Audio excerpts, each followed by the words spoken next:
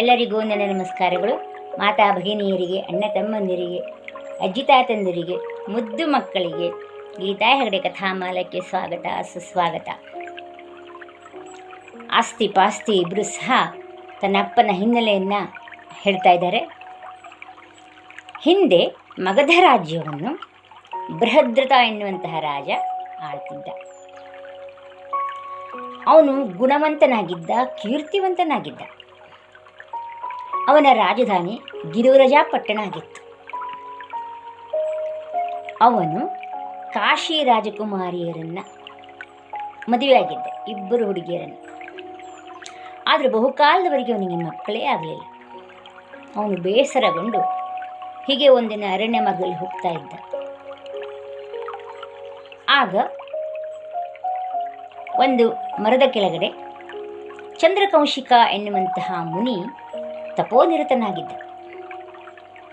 ಆಗ ಬೃಹದ್ರಥ ಏನು ಮಾಡ್ದ, ಇವರು ಸೇವೆಯನ್ನಾರು ಮಾಡಿಕೊಂಡಿರೋಣ ನಾವು ಅಂಥೇಳಿ ಅವರ ಸೇವೆಯನ್ನು ಮಾಡ್ತಾ ಉಳಿದ ಅಲ್ಲಿ. ಹೀಗೆ ಕೆಲವು ದಿನಗಳ ಕಳೆದ ಮೇಲೆ ಚಂದ್ರಕೌಶಿಗೆ ಸಂತೋಷ ಆಯಿತು. ಏನಪ್ಪ, ಏನು ತುಂಬ ದುಃಖದಿಂದ ಇರೋ ಹಾಗೆ ಕಾಣ್ತಾ ಇದೆಯಲ್ಲ ನಿನ್ನ ನೋಡಿದ್ರೆ ಅಂತ ಚಂದ್ರಕೌಶಿಕ ಕೇಳಿದ್ರು. ಆಗ ಅವನು ಮಕ್ಕಳಿಲ್ಲದ ಕೊರಗನ್ನು ಹೇಳಿದ್ದ. ಅಷ್ಟೇ ಹೊತ್ತಿಗೆ ಆ ಮರದಿಂದ ಒಂದು ಹಣ್ಣು ಇವನ ಮಡಿಲಿಗೆ ಬಿತ್ತು, ಚಂದ್ರಕೌಶಿಕರ ಮಡಿಲಿಗೆ. ಅದನ್ನು ತೆಗೆದುಕೊಂಡು ಬೃಹದ್ರಥನಿಗೆ ಕೊಟ್ಟು, ಇದನ್ನು ನಿನ್ನ ಹೆಂಡತಿಯರಿಗೆ ಕೊಡು, ಮಕ್ಕಳಾಗ್ತವೆ ಅಂತ ಹೇಳಿದರು. ಅದರಂತೆ ಅವನು ಅರಮನೆಗೆ ಬಂದು ಹೆಂಡತಿಯರಿಬ್ಬರಿಗೂ ಸಹ ಅರ್ಧರ್ಧ ಭಾಗ ಮಾಡಿಕೊಟ್ಟ. ಕೆಲವು ದಿನಗಳು ಕಳೆದ ಮೇಲೆ ಇಬ್ಬರೂ ಸಹ ಗರ್ಭವತಿ ಆದರು. ಆಗ ತುಂಬ ಸಂಭ್ರಮ, ಸಂತೋಷ ಎಲ್ಲರಿಗೂ. ಅಪರೂಪಕ್ಕೆ ಮಕ್ಕಳಾಗ್ತಾರೆ ಅಂತ ಹೆಚ್ಚಿನ ಸಂತೋಷ ಅಂತ. ಎಲ್ಲರಿಗೂ ಮಕ್ಕಳಾದ ಸಂತೋಷನೇ, ಆದರೆ ಇವರು ಹೆಚ್ಚಿನ ಸಂತೋಷ ಆಯಿತು ಅಲ್ಲಿದ್ದವರು ಎಲ್ಲರಿಗೂ. ಹೇಗೆ ಒಂದು ದಿನ ನವಮಾಸ ಕಳೆದ ಮೇಲೆ ಇಬ್ಬರೂ ಸಹ ಮಗುವಿಗೆ ಜನ್ಮ ಕೊಟ್ಟರು.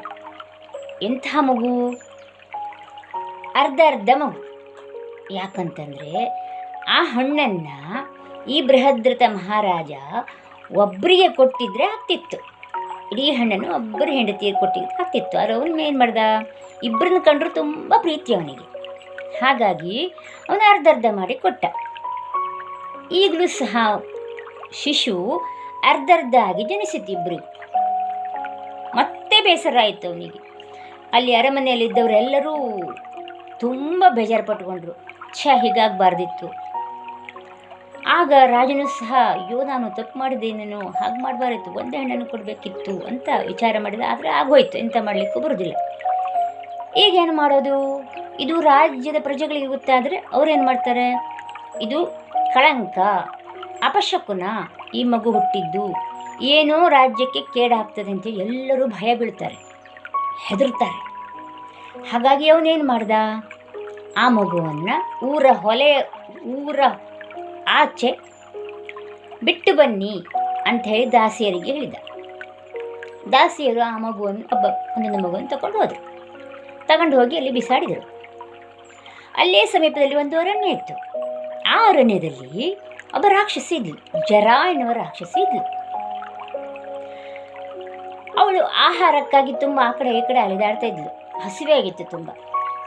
ಆಗ ಅಲ್ಲಿ 2 ಮಾಂಸ ಬಿತ್ತಲ್ಲ, ಅದನ್ನು ನೋಡಿದ್ಲು, ಖುಷಿಯಾಯಿತು.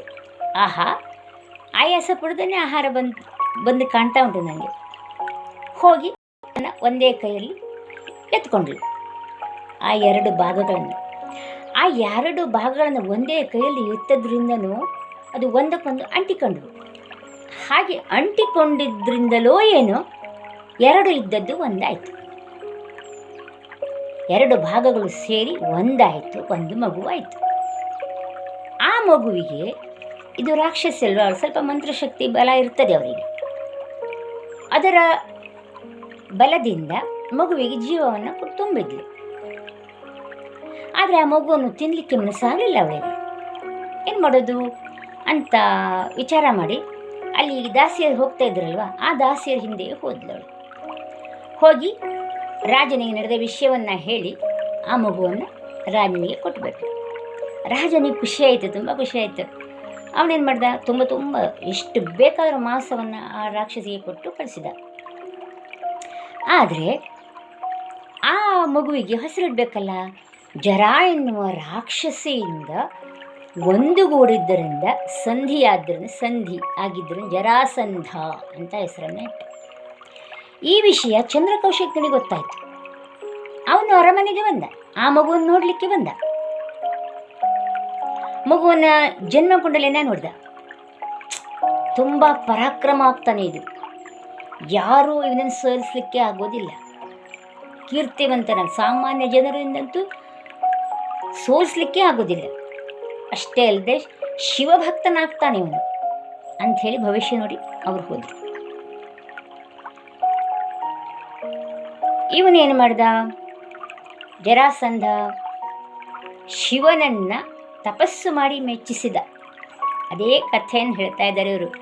ಅಂತಹ ಪರಾಕ್ರಮ ಆದಂತಹ ನನ್ನ ಅಪ್ಪನನ್ನು ನೀನು ಗೆಲ್ಲಿಕ್ಕಾಗ್ತದ? ಅವ್ರನ್ನಲ್ಲಿ ನೀನು ಯುದ್ಧ ಮಾಡ್ತೀಯ?